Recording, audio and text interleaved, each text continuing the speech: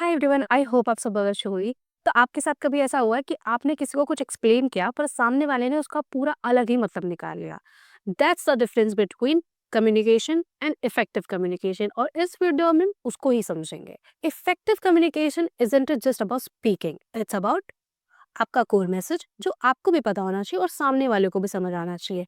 Articulation, choice of word, tone, face expression, hand gesture, analogies, metaphors, storytelling, clarity in words and pauses, body language, verbal and non-verbal, how to influence someone, flip someone from to rude to respectful, comebacks जो spot on thinking से आती है, arguments, healthy discussion और debates, structuring and organizing your thoughts, जिसके लिए आप कुछ methods use कर सकते हैं, प्रेप एंड ट्रिपल ए, जिस पे मैंने वीडियो बना रखी है already, the art of questioning, attentive listening and summarise what you understand, acknowledge and validate to the other person. एक क्विक एग्जांपल समझते हैं। अगर एक टीचर आपको एक टफ कॉन्सेप्ट समझा रहे हैं, जहाँ पर वो बड़ा ड्राई बोरिंग तरीके से सिर्फ एक्सप्लेन कर रहे हैं, चीज़ों को एक्सप्लेनेशंस दे रहे हैं, वैसे समझा रहे हैं। ऑन द अदर हैंड एक टीचर है जो visuals, examples, real life story और इन सारी चीज़ों को यूज़ करके आपका जो एक्सप्लेनेशन है उसको एंगेजिंग बना रहे हैं। कौन सा तरीका चूज़ करोगे?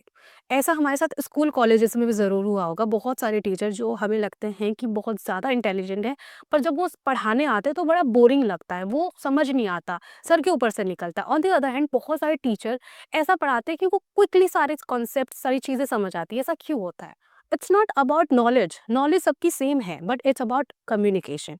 जिस तरह से वो आपको समझाते हैं, जिस तरह से वो विजुअल्स, रियल लाइफ स्टोरीज, जो सारी चीज़ें मैंने बताई, उन सारी चीज़ों का इस्तेमाल करते हैं to make their explanation more engaging.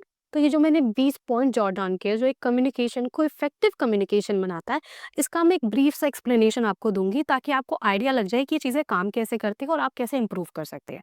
तो हमारा पहला पॉइंट है कोर मैसेज अंडरस्टूड।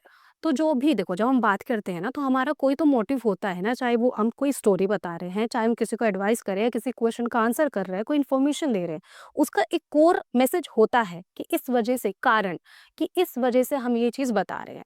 तो वो मैसेज सामने वाले को समझ आए, वो होता है हमारा कोर मैसेज।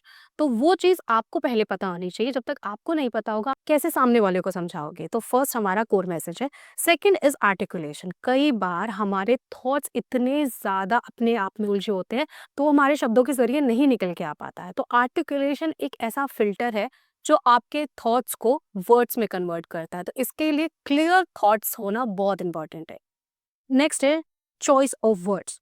इसके लिए वोकैबुलरी का स्ट्रांग होना बहुत ज़रूरी है। जब तक आप अपनी वोकैबुलरी को एक्सपैंड नहीं करेंगे, आप कई बार ऐसा, हम ऐसे सिचुएशन में होते हैं जहाँ पर हमें कुछ एक्सप्लेन करना है पर हमें राइट वर्ड्स नहीं मिलते, हम दूसरे वर्ड्स का यूज़ करते हैं, पर उसको यूज़ करने का डिसएडवांटेज ये होता है कि उसका पूरा मीनिंग ही चेंज हो जाता है, या जो एग्जैक्ट मीनिंग हम डिलीवर करना चाहते हैं वो नहीं डिलीवर हो पाता है। तो इसके लिए वोकैबुलरी का इंपॉर्टेंट होना बहुत ज़रूरी है। ये नहीं बड़े फैंसी वर्ड्स यूज़ कर रहे हैं जो किसी को, कि आप बड़े इंटेलिजेंट या सोफिस्टिकेट फील करें। तो हमारा इंटेंशन होना चाहिए कि हम as simple, as clear language का यूज़ करें, ताकि जो हमारा कोर मैसेज है बस वो डिलीवर हो इफेक्टिवली। नेक्स्ट है हमारा टोन। टोन भी पहले वाले की तरह काफ़ी सिमिलर है। अगर हम अपना टोन चेंज कर देते हैं ना, तो वो जो हम कहना चाहते हैं उसका पूरा मीनिंग ही चेंज हो जाता है।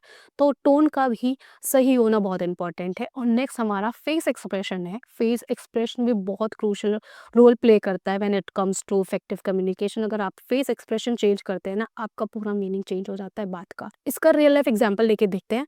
अगर आप किसी को फीडबैक दे रहे हैं ना कि आपको इस चीज़ में ऐसे इंप्रूव करना चाहिए, किसी को पॉइंट आउट करिए उनकी कमियों को सुधारने के लिए, तो अगर आप उसको एक स्माइल के साथ करते हैं ना, तो सामने वाला बंदा उसको पॉजिटिव ले लेगा।